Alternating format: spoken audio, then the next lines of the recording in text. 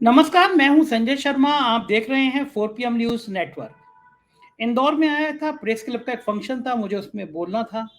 और यहाँ पे भी जो पत्रकार थे वो एक बात सवाल जरूर कर रहे थे और पूछ रहे थे कि राजीव नारायण शर्मा जो जोशी हैं, उन्होंने कहा था कि बड़े अशुभ काल में शपथ ली है, प्रधानमंत्री को समय पूरा करना असंभव हो जाएगा। और मैं देख रहा हूँ कि अभी सरकार बने हुए 11-12 दिन हुए हैं, रोज एक नई घटना हो रही है। प्रधानमंत्री जी शपथ ले रहे थे, तीर्थयात्रियों की बस पर हमला हो गया। उसके बाद लगातार 2 दिन आतंकी हमले होते रहे। परीक्षाओं को लेकर लाखों स्टूडेंट और उनके परिवार के लोग सड़कों पे, करोड़ों लोग दुखी हैं। यूजीसी नेट की परीक्षा रद्द कर दी गई। ट्रेन हादसा हो गया। एक के बाद एक घटना, 11 दिनों में ऐसा लग रहा है मुसीबतों का पहाड़ टूट पड़ा हो। ये प्रधानमंत्री जी अपना शूटिंग में व्यस्त हैं, योग कर रहे हैं, सेल्फी ले रहे हैं, मजे कर रहे हैं। लेकिन क्या सरकार ऐसे चल पाएगी? मैं रोज शो करता हूँ अभय दुबे जी के साथ, अब इंदौर के एक होटल से कर रहा हूँ बातचीत उनसे। और मैंने ये तमाम सवाल अभय दुबे जी से पूछे और बहुत शानदार जवाब हैं उनके। मज़ा आएगा आपको इंटरव्यू सुनने में। और मैं थोड़ी देर बाद मैं अपना जो मेरा इंदौर प्रेस क्लब में जब मेरा भाषण था मैं वो भी डालूंगा और आपसे अपेक्षा करूंगा भाषण पे भी कमेंट करिएगा कि वो मैं सही बोला या गलत बोला। प्रेस क्लब बड़ा अच्छा है इंदौर का और उन्होंने बहुत अच्छा फंक्शन किया। तो चलते हैं अभय दुबे जी के पास और सुनते हैं कि क्या उनके तर्क हैं और क्या उनकी बातचीत है। प्लीज चैनल को ज्वाइन कीजिएगा, सब्सक्राइब करिएगा। चलते हैं अभय जी के पास। 4 PM न्यूज नेटवर्क में स्वागत है अभय दुबे जी आपका। केजरीवाल फिर से चर्चा में आ गए हैं। एक कोर्ट ने जमानत दी और भागे भागे ईडी हाई कोर्ट पहुंच गई कि हजूर इन्होंने गलत दे दी, हमें तो सुनाई नहीं, और तरह तरह की दलीलें। हाई कोर्ट ने फिर मामला पेंडिंग रखा था। अब चुनाव खत्म हो गए, अब केजरीवाल साहब इतना डर क्यों लग रहा है मोदी जी को? आ जान दे बाहर, क्या समस्या है? ईडी तो उनके बिना पूछे कुछ करती नहीं है। क्या लग रहा है आपको, क्या खेल क्या हो रहा है ये? देखिए, इसमें हाईकोर्ट क्या निर्णय देता है मुझे नहीं पता। हाईकोर्ट ने पूरी बात सुन ली है, ईडी की बात सुन ली है और अरविंद केजरीवाल के वकील की भी बात सुन ली है और अपने फैसले को सुरक्षित कर दिया है। और अपने निर्णय से पहले उसने ये बंदिश लगा दी है कि लोअर कोर्ट के, निचली अदालत के फैसले के आधार पर अरविंद केजरीवाल को जमानत पर रिहा न किया जाए। अब हम लोगों को इस फैसले का इंतजार करना चाहिए। लेकिन इस पूरे मसले से जुड़ी हुई जो राजनीति है उसके ऊपर तो हम लोग गौर कर ही सकते हैं। मेरा कहना है कि इसका जो कानूनी प्रक्रिया है, कानून क्या कह रहा है, वकील उसकी क्या व्याख्या कर रहे हैं, न्यायाधीश गण निचली अदालत से लेकर उच्च अदालत तक न्यायाधीश गण किस तरह देख रहे हैं, इसके ऊपर टिप्पणी करने लायक ज्ञान भी, कानूनी ज्ञान भी मेरे पास नहीं है और मैं उससे परहेज भी करूंगा। मैं ये कहूंगा कि जिस वक्त राउज एवेन्यू स्थित जो ईडी कोर्ट है, प्रवर्तन निदेशालय वाला कोर्ट है जिसमें प्रवर्तन निदेशालय के मुकदमे सुने जाते हैं, जब उसकी न्यायाधीश के सामने नियमित जमानत की अर्जी गई तो न्यायाधीश ने 2 दिन तक उसकी सुनवाई की। एक दिन नहीं सुनवाई, और 2 दिन की सुनवाई करने के बाद में जब ईडी ने कहा कि हम हमारे पास भी कहने के लिए, जब अरविंद केजरीवाल के वकील की सारी बात सुन ली गई और ईडी ने कहा कि हमारे पास भी कहने के लिए बहुत कुछ है, हम भी कहना चाहते हैं, तो जज ने कहा कि देखिए, आपकी दलीलें हम बहुत सुन चुके हैं, सारी हम कई बार सुन चुके हैं आपकी दलीलें, इसलिए हम अब आपकी दलीलें सुनने में समय नहीं बर्बाद करना चाहते, हम यहां से फैसला देकर उठेंगे। और अदालत ने फैसला अपना सुना दिया। ईडी ने उनसे कहा कि आप थोड़ा सा रुक जाइए, अभी फैसला मत दीजिए, हमें हाई कोर्ट जाने की इजाजत, समय दे दीजिए। उन्होंने नहीं, ऐसा कोई समय नहीं मिलेगा, और उन्होंने फैसला सुना दिया। उसके बाद प्रवर्तन निदेशालय दौड़ा दौड़ा हाई कोर्ट में गया और हाई कोर्ट के सामने उसने गुहार लगाई। अब ये जो पूरा, मैं यहीं तक, केवल इसके आगे मैं कोई बात नहीं कर रहा हूं। ये जो पूरा प्रकरण है, इस प्रकरण को आप ध्यान से देखिए। क्या लोकसभा चुनाव के पहले, लोकसभा चुनाव के नतीजों के पहले ये प्रकरण घटित होना संभव था? ये प्रकरण घटित हो ही नहीं सकता था लोकसभा चुनाव के पहले। मैं ये नहीं कह रहा हूं कि जज जो है वो राजनीतिक प्रभाव से फैसला देते हैं, बिल्कुल, मेरा ये कहना बिल्कुल नहीं। मैं तो सिर्फ ये कह रहा हूं कि इस प्रकरण से एक संदेश मिलता है। संदेश ये मिलता है कि नरेंद्र मोदी की मौजूदा सरकार कितनी कमजोर है। ये सरकार कितनी कमजोर है। पिछली सरकार के तहत ये असंभव था कि निचली अदालत किसी पीएमएलए के अभियुक्त को जमानत दे देती, और ईडी जब जमानत का विरोध करने से इनकार कर देती है फिर तो जमानत मिल जाती है। भाई, तथाकथित शराब घोटाले के केस में ही वो जो शरत रेड्डी थे, शरद रेड्डी को जमानत इसीलिए दी गई थी, उन्होंने कहा भाई पीठ में दर्द हो रहा है इसलिए जमानत दे दी गई, क्योंकि ईडी ने कहा कि भाई इनको जमानत दे दी जाए, तो उनको जमानत दे दी गई क्योंकि वो वायदा माफ गवाह बनने के लिए तैयार थे। लेकिन ईडी ने अरविंद केजरीवाल की जमानत का विरोध किया, इसके बावजूद अदालत ने उनको नियमित जमानत दे दी, सशर्त नहीं, नियमित जमानत दे दी। ये इस बात का सबूत है कि प्रवर्तन निदेशालय, जैसे ही भारतीय जनता पार्टी का बहुमत खत्म हुआ, प्रवर्तन निदेशालय की बात का महत्व भी अदालतों के लिए कम हो गया। आप देखिए ना कितनी महत्वपूर्ण बात है ये। अब हाईकोर्ट उसमें क्या कहता है क्या नहीं कहता है अलग बात है, मैं इसमें नहीं जा रहा हूं, वो तो कल पता चलेगा या जब हाईकोर्ट अपने फैसले को सुनाएगा तब पता चलेगा। ये इस बात का प्रमाण पीएमएलए कानून, जिस कानून का जो अनुच्छेद 15 है उसके तहत जो अभियुक्त होता है उसकी जिम्मेदारी होती है कि वो अपने आप को निर्दोष साबित करे। जब तक वो अपने आप को निर्दोष साबित नहीं कर देता तब तक प्राइमा फेसी यानी पहली नजर में वो दोषी है, और जो व्यक्ति पहली नजर में दोषी है उसको अदालत जमानत नहीं देती। तो जमानत के ऊपर बहुत ही हाई बार है, बहुत ही मुश्किल से जमानत मिलती है उसके अंदर। एक ऐसे मामले के अंदर अदालत ने ईडी को लगभग ईडी के तर्कों को ठुकराते हुए, उन्हें सुनने से इनकार करते हुए, लगभग उसे दुत्कारते हुए जमानत दे दी।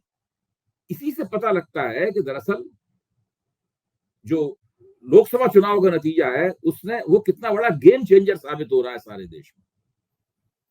और इस तरह की घटना पहली नहीं है, ये पहली घटना है इस तरह की, लेकिन अभी इस तरह की और भी घटनाएं होती चली जाएंगी। अब आप इन घटनाओं से एक बार सुनिए, इस वक्त कांग्रेस के कार्यकर्ता पूरे देश में सड़क पे उतरे हुए। पहले कभी सुना था आपने कांग्रेस के कार्यकर्ता इस तरह सारे देश में सड़क पर उतर के संघर्ष कर रहे हैं? कहीं चुनाव के वक्त ही निकलते थे कार्यकर्ता, तभी काम करते थे। अब आज स्थिति क्या है? जो नीट परीक्षा में जो घोटाला हुआ है, उस घोटाले के खिलाफ कार्यकर्ता जमीन पे सड़क पे निकले हुए हैं, जगह जगह संघर्ष हो रहा है। तो अब इससे पता लगता है कि जो मोदी सरकार है उसके लिए कितने बुरे दिन आए हुए। अच्छे दिन तो वो देश के लिए नहीं ला पाए, लेकिन 2024 के लोकसभा चुनाव के नतीजों ने मोदी सरकार के लिए, एनडीए सरकार के लिए बुरे दिन ला दिए हैं। अब उन्हें बहुत ही जुझारू, संख्या बल में अत्यंत सशक्त और कटिबद्ध विपक्ष के हमलों का लगातार सामना करना पड़ेगा, संसद के भीतर भी और संसद के बाहर सड़क पर भी। अभी तक जो उनका भेड़िया दसान चल रहा था कि किसी को भी पकड़ के बंद कर दिया, अदालतें जमानत नहीं दे रही हैं, ये सब अब ज्यादा चलने वाला है नहीं। और अगर आप सोचिए, खुदा न खास्ता अगर हाईकोर्ट ने जमानत दे दी अरविंद केजरीवाल को, तो ये पीएमएलए कानून के तहत एक नजीर बन जाएगी। उसके बाद जितने पीएमएलए कानून में लोग बंद हैं सबको जमानतें मिलेंगी, मनीष सिसोदिया समेत सबको जमानतें मिलेंगी, क्योंकि इस नजीर से कैसे इनकार किया जा सकता है। एक तरह से ये ब्लेसिंग इन डिस्गाइज है कि वो हाईकोर्ट में चले गए हैं, और हाईकोर्ट ने भी अगर जमानत के ऊपर मोहर लगा दी अपनी, तब सब लोग बाहर निकल आएंगे। और पीएमएलए कानून के अंदर ये जो एक कांटा था बहुत बड़ा, लोगों को जेल में रखने वाला, ये कांटा ही निकल जाएगा, ऐसा होने वाला है। अरविंद जी बाहर अगर आ जाते हैं अरविंद जी, तो हरियाणा का चुनाव, महाराष्ट्र का चुनाव थोड़ा प्रभावित करेंगे, वो क्या लगता है आपको? हरियाणा का चुनाव में तो बिल्कुल गेम चेंजर साबित होंगे, लेकिन अब इसमें एक ये भी बात है कि विधानसभा के चुनाव में कांग्रेस के साथ आम आदमी पार्टी का कोई गठजोड़ नहीं होगा, न दिल्ली में होगा न हरियाणा में होगा। अब महाराष्ट्र में तो आम आदमी पार्टी इस तरह प्रभावी नहीं है, झारखंड में तो इस तरह प्रभावी नहीं है, और बिहार में इस तरह प्रभावी नहीं है, लेकिन दिल्ली में और हरियाणा में दो जगहों पर आम आदमी पार्टी स्वतंत्र रूप से अपना हस्तक्षेप करेगी और कांग्रेस अलग चुनाव लड़ेगी, और दोनों के बीच में कोई समझदारी नहीं होगी। हरियाणा में कांग्रेस नंबर 1 की पार्टी है, वहां कांग्रेस की तरफ से गठजोड़ तोड़ दिया गया, और दिल्ली में आम आदमी पार्टी नंबर 1 पार्टी है, इसलिए आम आदमी पार्टी की तरफ से गठजोड़ तोड़ दिया गया। तो ये तो नुकसान इंडिया गठबंधन का नुकसान होगा ना, कि अगर ये दोनों अलग। नहीं, मैं इस तरह नहीं देखता हूँ। ये तो इस तरह से मुझे लगता है कि इस तरह सोचने का काम बीजेपी वालों के लिए छोड़ देना चाहिए हमें। देखिए, इंडिया गठबंधन केवल लोकसभा की राजनीति के लिए बना था, ये मैं पहले दिन से कह रहा हूँ, सभी मंचों में कह रहा हूँ। इंडिया गठबंधन ऐसा नहीं है कि वो पंचायत से लेकर लोकसभा तक जितने भी चुनाव होंगे उसमें गठबंधन काम करेगा, नहीं। इंडिया गठबंधन मुख्य तौर, भारत एक बड़ा देश है, संघात्मकता है, यहाँ पर हर राज्य की स्थिति दूसरे राज्य से बिल्कुल भिन्न है, तो वो सब जगह अलग अलग है पूरी की पूरी। आप इंडिया गठबंधन किस तरह से लड़ा, देखिए पश्चिम बंगाल में गठजोड़ करके नहीं लड़ा, पंजाब में गठजोड़ करके नहीं लड़ा, इसी तरीके से दिल्ली में भी गठजोड़ नहीं होगा, लेकिन उत्तर प्रदेश में गठजोड़ करके लड़ेंगे। मेरा मानना है कि झारखंड में गठजोड़ करके लड़ेंगे, दिल्ली और हरियाणा में गठजोड़ करके नहीं लड़ेंगे। तो ये इस तरह की परिस्थिति है। ये इसके लिए हम लोगों को मानसिक रूप से तैयार रहना चाहिए। जो विपक्ष की एकता है, विपक्ष की एकता विधानसभा चुनावों के अंदर उस तरह की नहीं होगी जिस तरह की लोकसभा चुनावों के अंदर थी। अबे जी, कभी आपने तो तमाम चुनाव कवर किए, तमाम सरकारें बनती हुई देखी हैं, कभी आपको याद आ रहा है कोई ऐसी सरकार बनी हो 10 दिन के अंदर उसकी फजीयत हो गई हो एक के बाद एक? इधर शपथ ग्रहण चल रहा था, उधर आतंकियों ने तीर्थ बस यात्रियों की बस पे हमला कर दिया। उसके बाद लगातार 2 दिन जम्मू में फिर आतंकी हमले हुए, फिर परीक्षा में गड़बड़ हो गई, फिर दोबारा यूजीसी नेट की परीक्षा रद्द हो गई। तो लाखों लोग लगातार मूवमेंट कर रहे हैं, विरोध कर रहे हैं। मणिपुर को मत भूलिए, मणिपुर को मत भूलिए। लोकसभा चुनाव मणिपुर में दोनों सीटों पर भारतीय जनता पार्टी की जम के पराजय हुई और उसके बाद मणिपुर के अंदर तुरंत मणिपुर फिर से धू-धू करके जलने लगा। और मोहन भागवत ने बयान दे दिया। पार्टी के ही मुख्यमंत्री ने, भारतीय जनता पार्टी के मुख्यमंत्री वीरेंद्र सिंह ने ये कहा कि केंद्र सरकार मणिपुर की समस्याओं की तरफ ध्यान नहीं दे रही है। ये कोई हमारी आपकी शिकायत नहीं है, ये भारतीय जनता पार्टी के मुख्यमंत्री की शिकायत है कि केंद्र सरकार मणिपुर की समस्याओं पर ध्यान नहीं दे रही है, जो जरूरत है वो कर नहीं रही है। उसके बाद मोहन भागवत ने भी कह दिया। उसके बाद आप रेल दुर्घटना को भी मत भूलिए, रेल दुर्घटना नहीं है वो। तो ये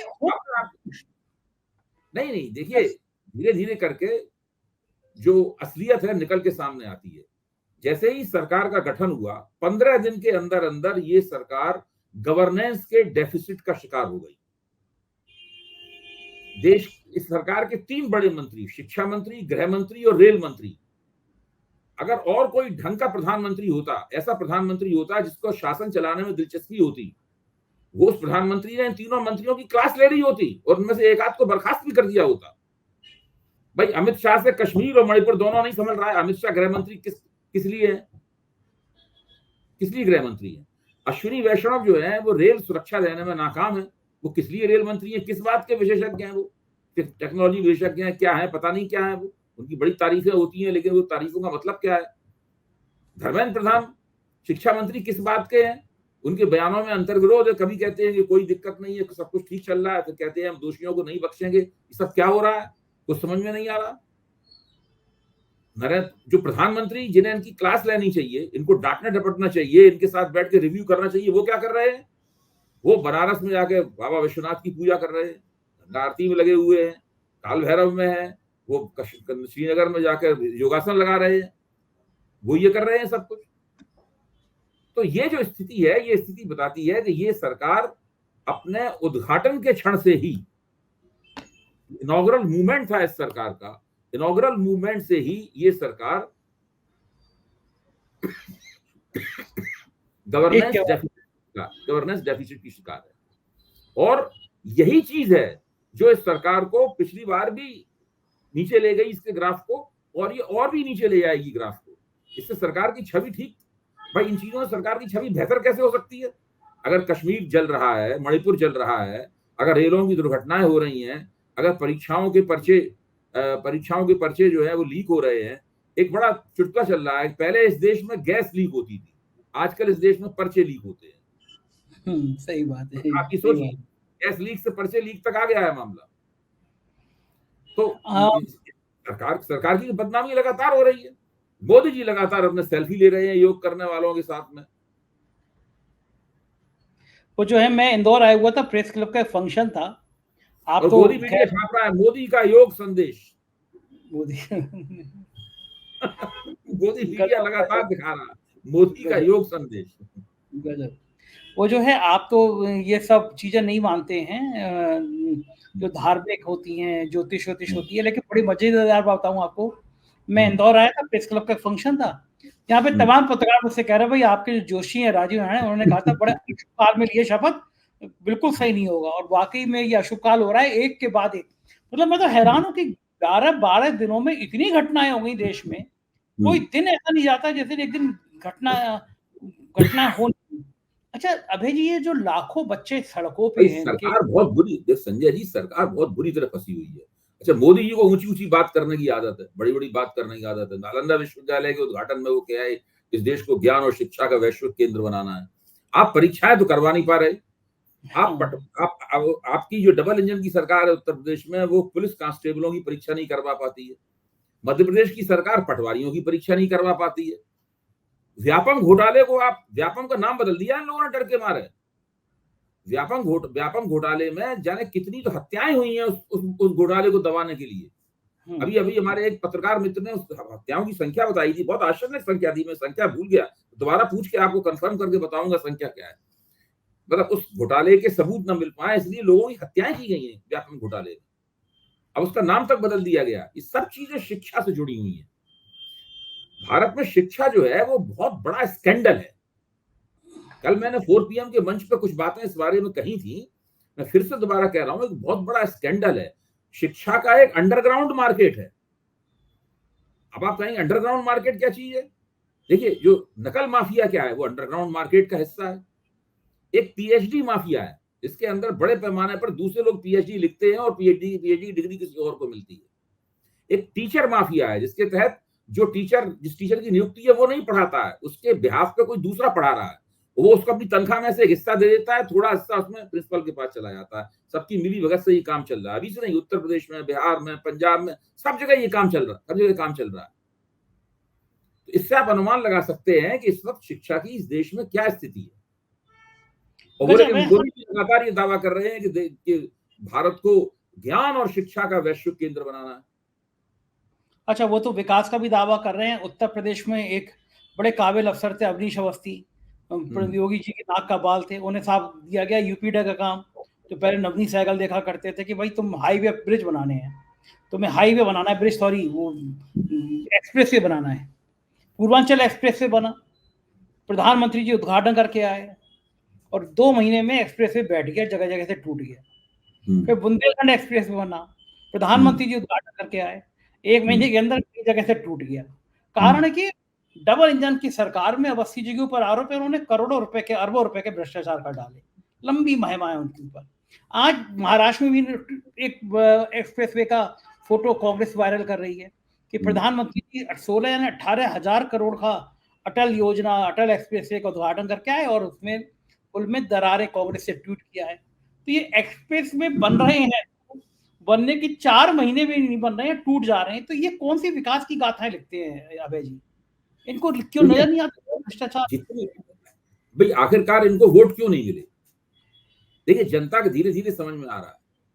इनको अगर छत्तीसगढ़, मध्य प्रदेश, गुजरात, हिमाचल प्रदेश, उत्तराखंड, इन जगहों को आप अपवाद के स्वरूप रखें तो बाकी ऐसा कोई प्रांत नहीं है जहां भारतीय जनता पार्टी का प्रभाव क्षेत्र में आता था, वो वहां पर भाजपा को मार न लगी हो। हर जगह मार लगी है। क्यों लगी है? उड़ीसा में नहीं लगी, उड़ीसा में जी? नहीं लगी, उड़ीसा बची। उड़ीसा तो पहले से प्रभाव क्षेत्र नहीं था, उड़ीसा नया प्रभाव क्षेत्र बना। हाँ, नया प्रभाव क्षेत्र। मैं उसकी बात नहीं कर रहा हूँ, उड़ीसा, आंध्र वगैरह की बात नहीं कर रहा हूँ। मैं कह रहा हूँ भाजपा का जो अपना प्रभाव क्षेत्र था, जिसमें जीत के पिछली बार भाजपा ने बहुमत प्राप्त किया था, बहुमत क्यों नहीं प्राप्त कर पाई? 77 सीटें इस पूरे इलाके में भारतीय जनता पार्टी हार गई। जो सीटें भारतीय जनता जीती भी हैं, वहां भी इनके अंतर बहुत कम हो गए, मुश्किल से जीत पाई, वहां भी वोट परसेंटेज काफी गिर गया। अब लखनऊ में उन्होंने करीब 55,000 वोटों से सीट जीती है। बनारस में हम जानते ही हैं कि 1.5 लाख पर प्रधानमंत्री का अंतर आ गया है, उनके वोट में करीब 12% की कमी आ गई है और अजय राय का वोट 20% से ज्यादा बढ़ गया है।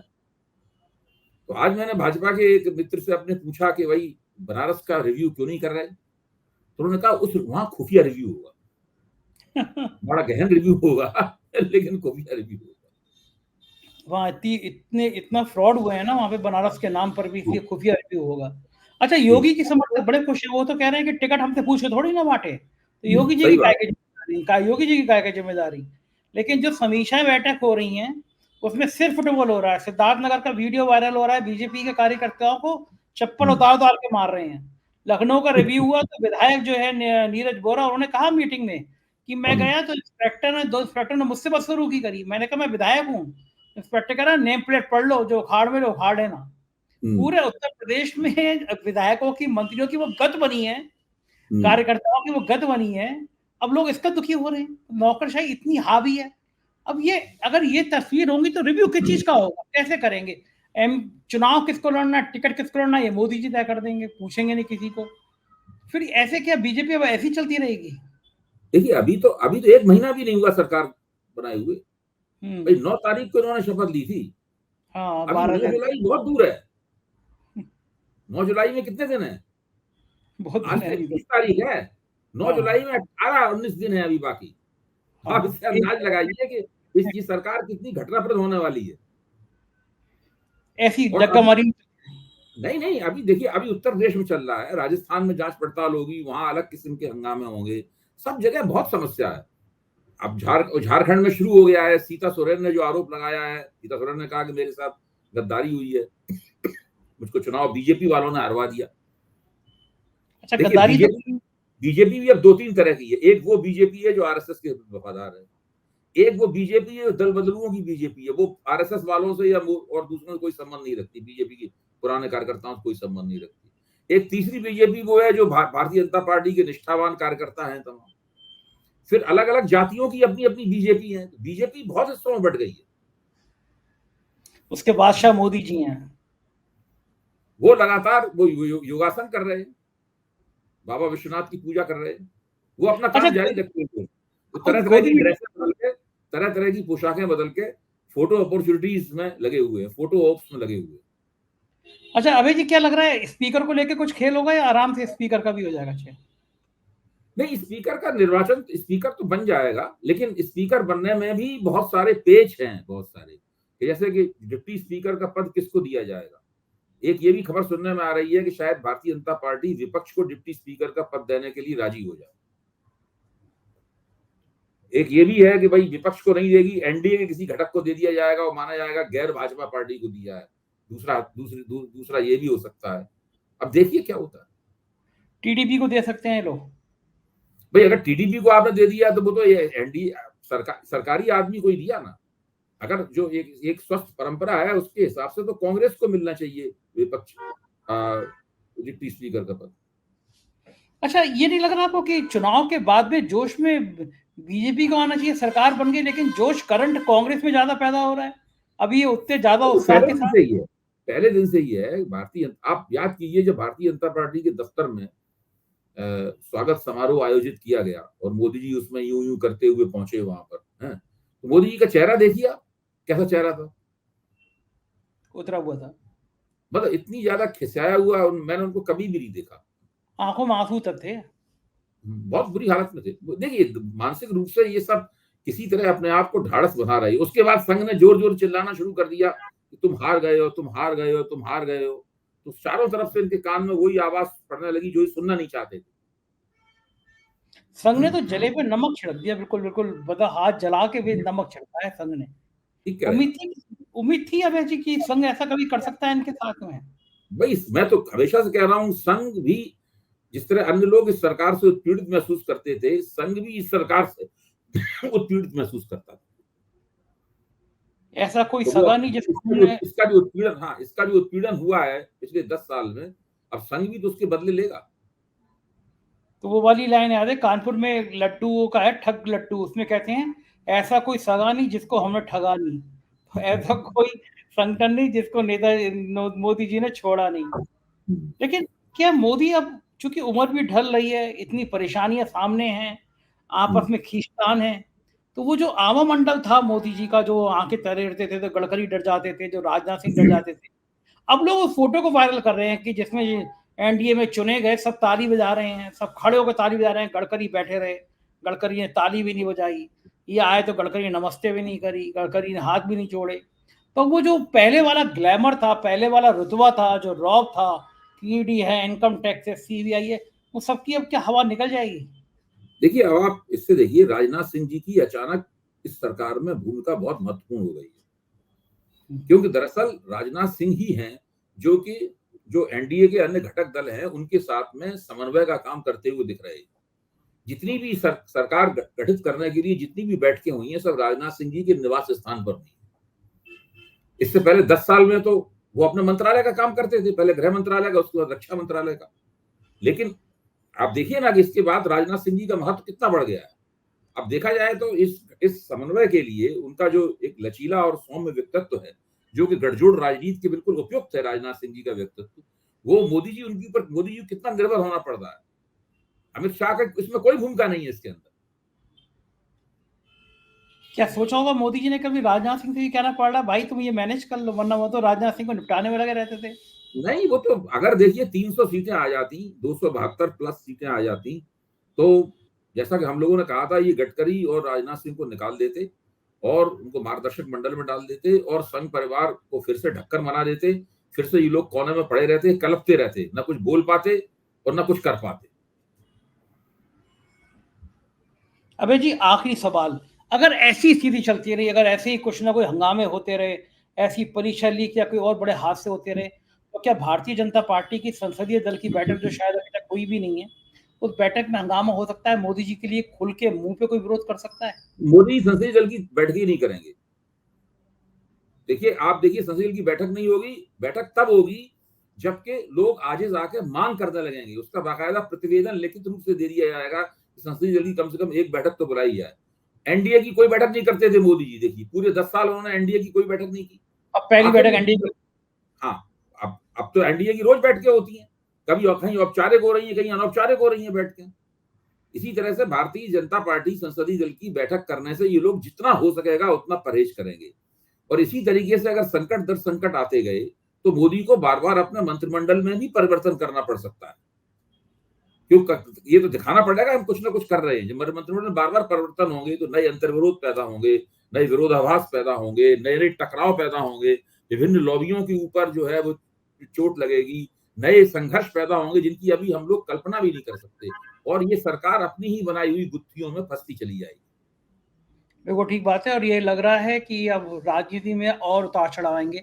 बहुत बहुत शुक्रिया अभय जी, आपसे हमसे बातचीत करने के लिए, समय देने के लिए आभार। तो ये थे अभय दुबे जी, और आप सुन रहे थे उनकी बातचीत, सारी बातचीत।